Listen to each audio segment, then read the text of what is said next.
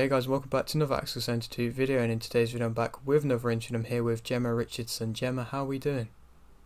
I'm good, thank you. How are you? I'm doing very well, thank you. And just speaking about off camera, how I just about missed you by, I believe, a day or so, coming down to the Scunthorpe gym a couple of weeks ago, but it's nice to finally be able to catch up with you. Yeah, definitely. Obviously missing that. I was gutted when I seen it, but I'm glad like the others got their interviews done and that, and it all went well. So we're here on Zoom, just as good. Just as good. And so for yourself, I don't know if I'm right in saying this, I got off BoxRec, and BoxRec with amateur stuff isn't always the best, but is it right in saying you're a lightweight who's 14'5" and 22? Does that sound No. about right? No? Wait, was that my record? That's what it said on BoxRec. Oh no, my record's I've had 61 fights Right. and I've lost, I want to say 4. Okay, that's what I'm saying. BoxRec's messy with that kind of thing. Oh especially yeah, amateurs. BoxRec, they not had like half of it on, but yeah, 61 fights and I've lost 4. Okay, that sounds better than what it says on there. Anyway, we'll start with the question, which I always like to start off with. Why did you start boxing? So I started boxing because my older brother James, who obviously you've done interviews with in the past, my dad got him into it. It was actually kickboxing. He got us both into kickboxing. Because my dad, that's how my dad, when he grew up, he did like the kickboxing, Muay Thai and all that, but he just didn't have the dedication to stick to it.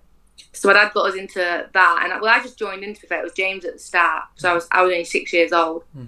But James could not kick, like he was bad at kickboxing, and like Dad was like, we can't do this anymore. James hated it, so I was like, let's transition into boxing because you obviously use your legs.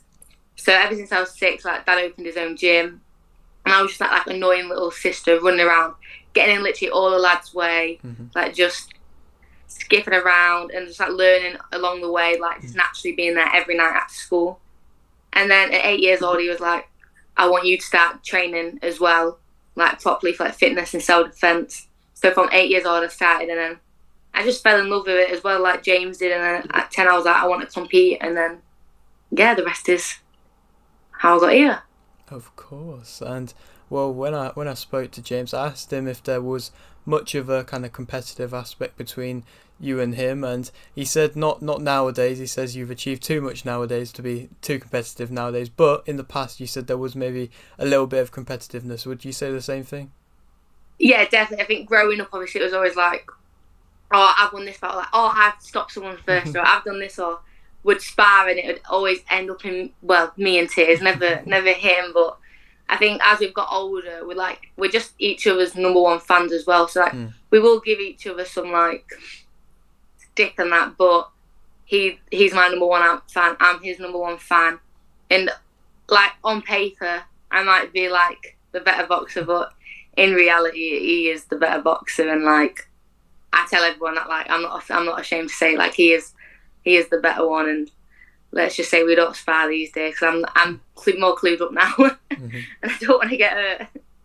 Fair enough. No, I understand. And is it nice to? I mean, you don't always see families really encourage their kind of children to get into fighting sports, especially. And is it nice to have had parents who were quite encouraging and supported you?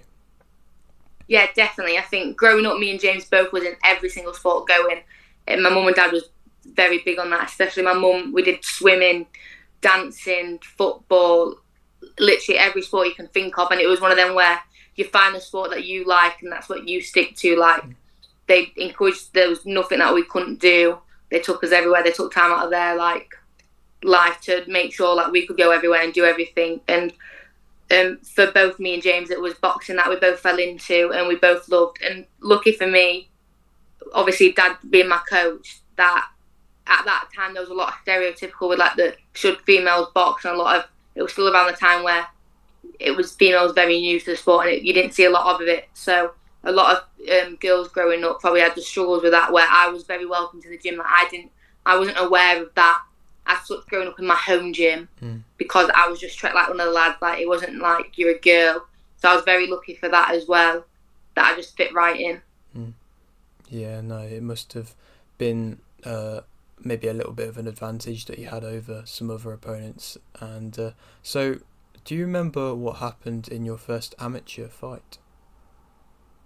Yeah, my first amateur fight, apart from a skills bout, we travelled to Wales. So we had like a few on from the club. We had Macaron from the club, James, who you interviewed as well. And we travelled there, and I remember this girl, and she was literally so much taller than me. And nothing's really changed, to be fair, because everyone at my weight, they're all taller than me. And everyone, I think my mum was a bit worried, like, oh my God, she's massive compared to me. And I just remember getting in the ring, and I think I shocked everyone with the level I was at such a young age because of how long I'd been doing it. And I just remember the buzz of it, like, just always watching James obviously win his fights and the buzz around him and how he felt. So to finally get that feeling myself, it was incredible, and it was just cool that it was like a road trip to Wales for it as well. See, like I said, more developments between amateurs and that you do in the professional game. And do you feel like you have really developed well so far in the amateur game? Yeah, definitely. I think obviously because I've boxed at such a young age, I've had the experience going through the years. Obviously, the jump from schoolgirl to junior, that's a big one, and then junior to youth. And obviously the biggest is the youth to the senior. And then especially being on like England, like fighting internationally, I've literally boxed all different styles. And then going on to GB, I got on GB when I was 17, so I was literally still a baby. I wasn't even like old enough to box for GB yet. So like, my first senior competition when I did turn like 18, it was in an international tournament for GB, and I was against like people who was like medalled in the Olympics, who was literally like 10 years older than me. So it's like boxing all the different styles, boxing people older that's had that experience, that's got that like ring experience and stuff like that. It just helped me develop as a boxer as well and learn off them and like be able to adapt to all these different styles and that, which is good. And obviously be able to box like on the bounce like 5 times in 6-7 days and that, which really helped, I think, development as a boxer as well. Yeah, I have to agree. And I mean, you've fought in some big tournaments already. You've had success in quite a lot of them. And do you feel, and what would you say is your biggest achievement so far? I think I've got 2 big achievements. I think as a youth, winning the Youth World Championships, that I was joint first girl, so there was 2 girls at the time. We both won it at the same time in different rings, and we was the first girls to ever win it for England. Wow. So I think that's a major one. Like as a youth, and obviously I was the year younger as well, so I was boxing girls a year older than me. So to win the World Championships at that time, it was like a major thing for England. Obviously, it's never been done before. And then last year, the Commonwealth Games, winning a silver medal there. I had a pretty rough year leading up to that, which I didn't even think I'd be boxing that year at all. Never mind going to the Commonwealth Games, I got told that would be completely like written off. So to even go there on a home games was like a big achievement as it is, never mind to actually medal and get a silver, which was incredible. Yeah, indeed. And it wasn't too far away, I believe it was in Birmingham, wasn't it? And so it's not too far away from where you're based, really. And do you feel like it's maybe set you up for the professionals being able to fight in front of a big crowd? It's a huge tournament in the amateurs, that. And what was it really like representing England in that tournament? Yeah, definitely. It was honestly like, it was such a surreal feeling like throughout the whole games. I'm so used to not fighting in England. Obviously, like we travel to different countries where we're in like a venue where there's no crowd there, or if the crowd is there, it's for the other country, like the home nation. So I'm used to like literally having the coaches there and the teammates there. So to go from that to being back on home games in Birmingham, it was incredible. Like the support all across England from people we didn't even know. Everyone just heard like if you were from England, they'd be cheering for you. The support, I think there was like 6,000 in the venue, wow, which was just insane. Yeah. Like when you was walking out, as soon as they like introduced like I'm from England, like people came that wasn't even into boxing, who didn't even know you, and as soon as they heard that England, the whole place just erupted.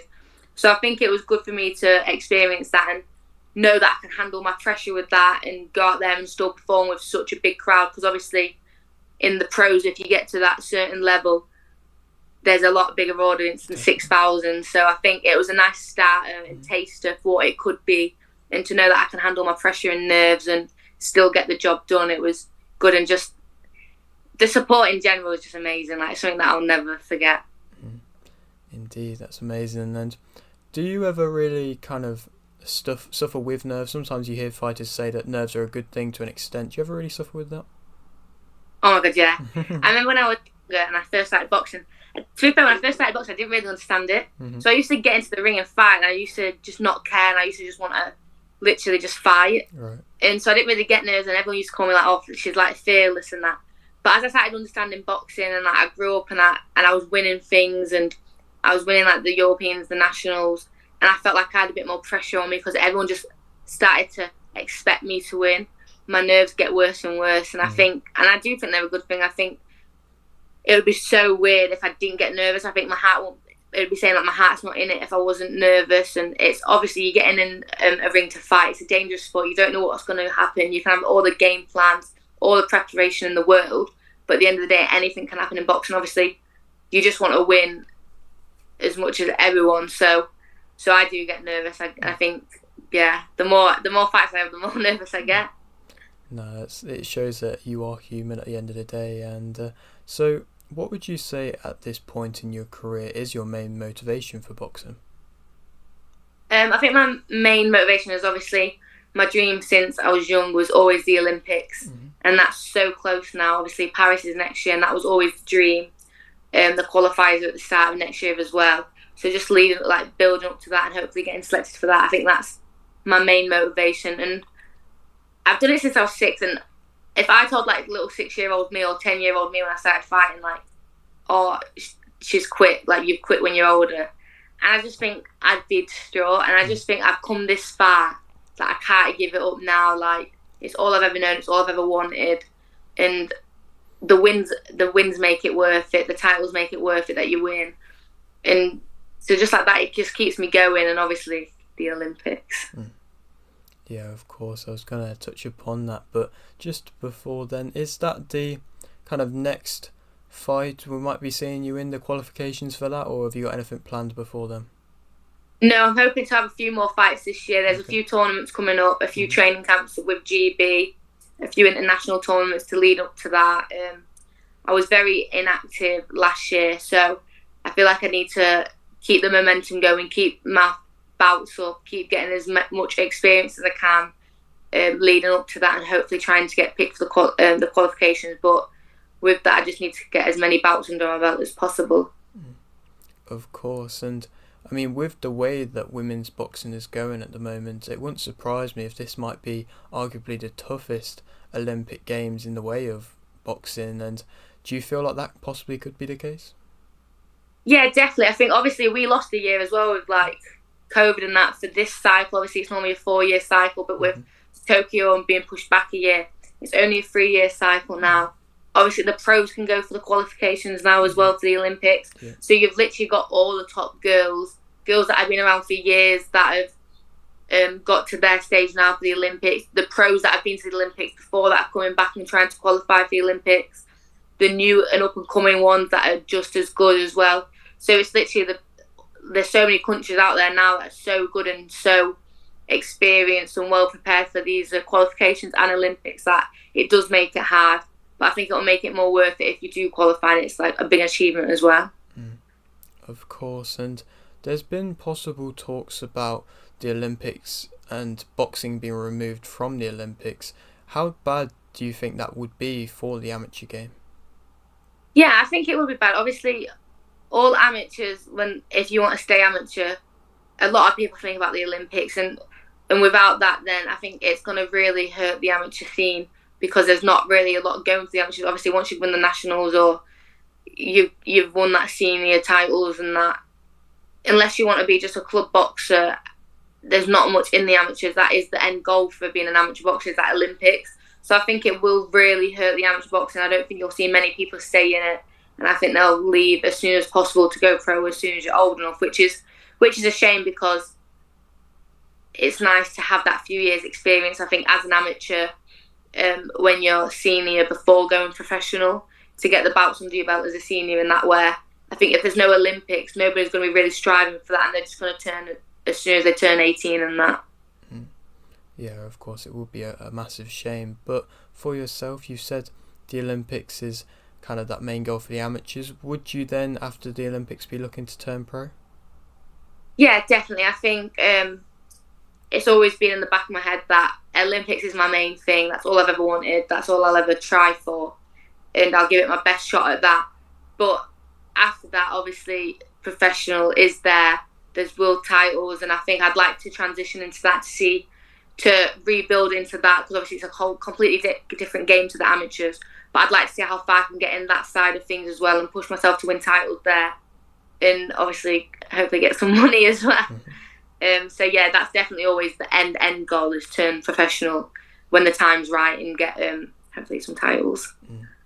Of course. And I mean, you've seen fighters like Lauren Price. I mean, she just recently was in the Olympics. I believe it was the last one. And I mean, if you look at her now, she's fighting at a high level, fighting for boxers. She kind of went straight into that. Do you feel like possibly there is that more added pressure if you do represent your country, especially for the Olympics, then going into the professionals? Yeah, 100%. I think a lot of people do the Olympics for that reason as well. I think if you go to the Olympics and you get a medal, then I think you're higher up that ladder where people are going to reach out, they're going to want you, you're going to go straight onto the big shows.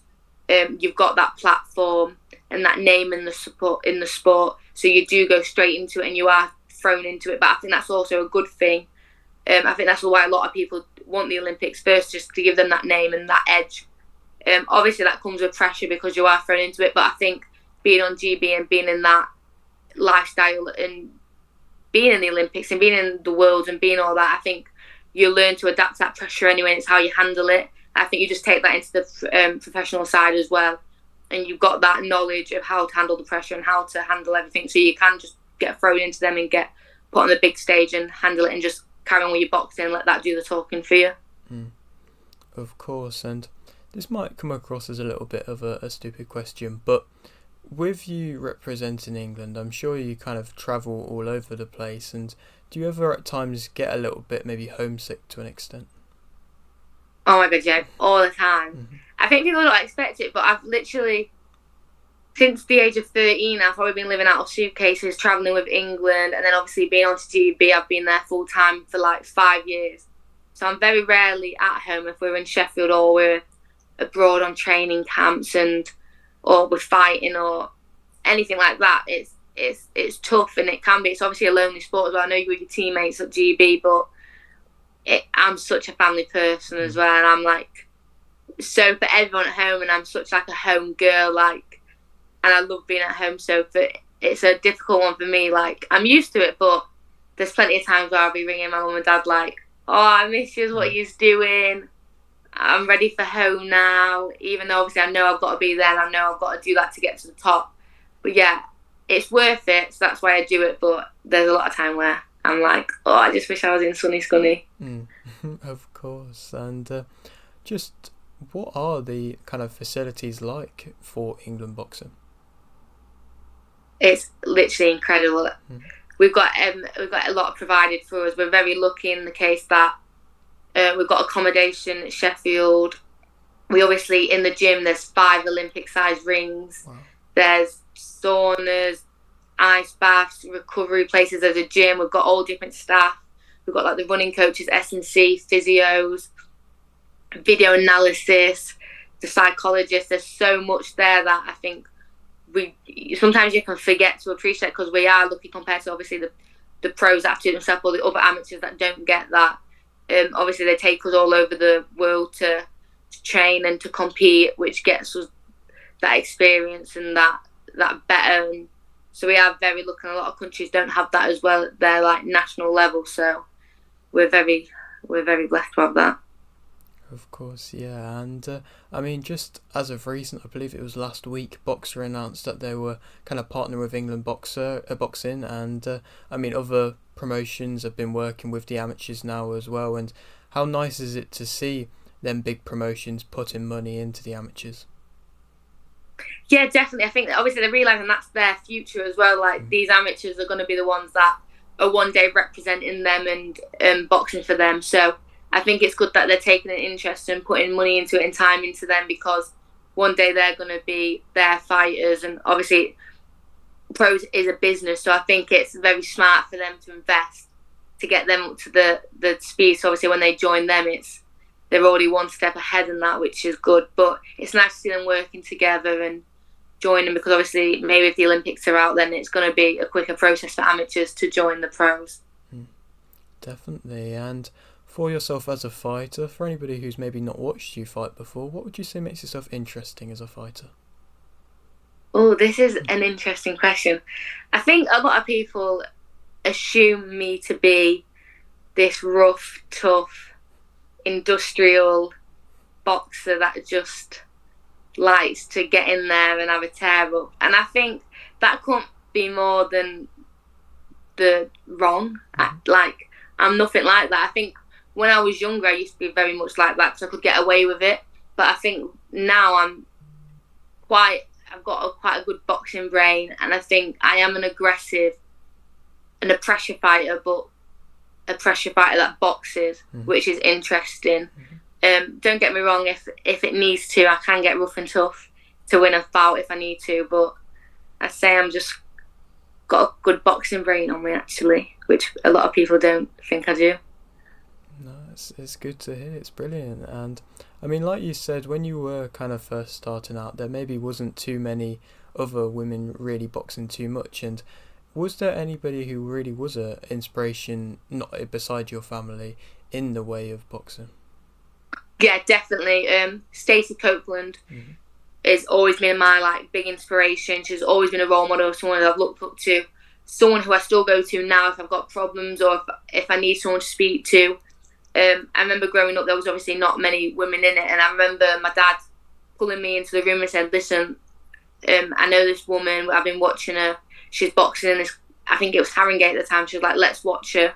And I watched her, and she came to my boxing gym with her belts that she won, and she gave me a t-shirt from the World Championships from China, and she was like, I want you to keep this. And at the time it was major for me. I was like, oh my god. And she was like, one day I want you to, you'll have your own one day. And obviously I went on to win the world, but she literally took me under her wing. She took me to Ireland for training camps. She came to the gym. She'd message me good luck. Anytime I needed any advice, she'd always be there for me. And she's a big one for women's boxing. So I've always looked up to her, and I've always want to be like her. And that's why I go to the schools and I try and carry on paving the way underneath her for the younger generation, the way she did for me, because I think it's very important the girls have that as well. Of course, that's an amazing story. And I mean, for like I said, the professional women's boxing game is just developing at such a great rate, and I mean, we've seen some great fights now and some great cards in general. And do you feel like things are only really going in the right direction? Yeah, definitely. I think we always knew it'd get to this stage with obviously knowing the talent that's out there, with the likes of Sav Marshall and Katie Taylor's and everyone like Lauren Price, Harris, Chantel Cameron obviously beating Katie Taylor. I think we always knew that talent was there. So to actually see it now being shown and being the main event on cards, and people taking more interest in it and actually realising women's boxing and women can do it just as good, I think it's incredible. I think it's only going to get better as well. I don't think we've seen the best of it yet, which is crazy to think because they've done so well so far, but I think we're only going to get more and more as well. That's something that I'm very excited for. And I mean, like you said, you want to kind of maybe to an extent inspire the next generation as well. And I mean, you've got Ebony Jones in your gym as well, and you've got other young girls in the gym as well. And what advice do you give to them? Yeah, definitely. We've had a few successes with the younger girls as well, like Ebony. We've had Jess Keaton, and I think, well, to be fair, in the gym, I'm just the big sister. I'm trying and that's for everyone, the lads as well. And I'm just there for whatever they need to ask, whatever they want to know. I'm just there for, because I tell them all the time, whatever they've been through, the days where they've lost their head in sparring, or they've been beat, or they're having down days, or they can come to us and they can talk to us, because I know exactly how I felt. Every emotion they've been through, I've been that age, I've done it all. And I think it's just being there for them for that, or giving advice. And when Ebony's away at the Worlds or she's at the Europeans and she's fighting that day, just giving her a message and making sure she's all right. And if she needs anything, to let me know, and I'll help as much as I can. And it's just kind of being there and believing in them. I believe everyone in our gym. And I think that's sometimes what people need to know. So I just try and do that, just be like the big sister of the club. No, it's amazing, and I mean you've got the jumper on there now representing, and yes, and I mean saw the Instagram post the other day starting off with winning start of the season, the amateur season, of course. Mo Ali getting his first senior win. Congratulations to him, of course. And how much potential do you feel like this gym has? I think it's got heaps of potential. I'm like the gym's number one family, obviously, because I'm not there as much anymore as what I used to be. I love coming back on the weekends or having like a week off from GB when we get it, and being with the team and seeing how much they've improved and seeing what the gym's like and seeing everyone bounce off each other. And I think the team now is really starting to glue together, and they're starting to get there. Obviously, and that showed yesterday with the show, and watching them all box and watching the skills and watching it all come together in the fight with Mo, with little Bobby. Like, it was just amazing to see, and I think they've got so much potential. It's just getting the bouts now and getting it done in the fights, and to see where they can all go, because they've all got great futures ahead of them. No, I can tell that you do have this close relationship. I mean, I didn't even realise you ran the Instagram page, and so it's nice to see that you do have that kind of community-like feeling. Yeah, definitely. I think, well, Rico, my dad, he runs the Facebook page, and let's just say it's not a very good one because there's spelling mistakes on that. So I was like, you can't run the Instagram as well. And then James does the Twitter, so we've all got like a little part of it. But we've got a group chat, and we're constantly giving each other a stick in the group chat and like bouncing off each other. But it's one of them where we can have a laugh and a joke with each other and give each other a stick and be hard on each other and be mean. But then when it comes to it, like yesterday, as soon as everyone left the show and got home, everyone was in the group chat, how proud we all are of everyone, like, well done everyone. We was all there together anyway at the show, but then as soon as we got back, it was like reinforced in the group chat, and everyone's like messaging or if people couldn't make it. And I think that's a big part of it. I think you've got to have such a strong team and a strong connection with your team to be able to enjoy the boxing, to be able to enjoy going training, to be able to perform on these shows. And I think we're very lucky with our club and with our boxers that we have that, and the coaches know us all inside out. Obviously, me and James coach as well, but also train. But we all know we know how every boxer works, which I think is very important because we've got that close relationship. So Dad knows how one person warms up. He knows what he's like and everything. He knows how to speak to him, and I think that's very important to get good performances out of them as well. And I think we're very good to have that. Yeah, indeed. There's a lot of gyms that don't have that, but in my opinion, it is vital to have. And it's been amazing to talk to you, Gemma. I'll leave with this final question, which I always like to ask. You've got a little bit of a platform. Is there anything you'd like to shout out? Shout out the Kyra Hell, because they always help me. They've been on my journey since the start. Just my dad, really, because he's just my dad, because he's the best ever. And my mum and my brother as well. I have to thank all my coaches at Commonwealth Boxing Club, because without them, I would not be where I am now. Of course. It's been, like I said, it's been a pleasure. Very quickly, I'm becoming alongside you, of course, becoming a very big fan of the Scunthorpe Boxing Club. I feel like it is going to go very far, and I'll be following along the journey of everybody now. And hopefully, maybe a little bit further along down the line, come maybe the build up before the Olympics, or maybe just after, we can come back and have another chat, if that'd be good. Definitely, of course, I'd love that. Amazing. Well, thank you very much, Gemma, again. And if you are new around here, you haven't subscribed, please do so. Like the video if you do need like the video, and thanks for watching.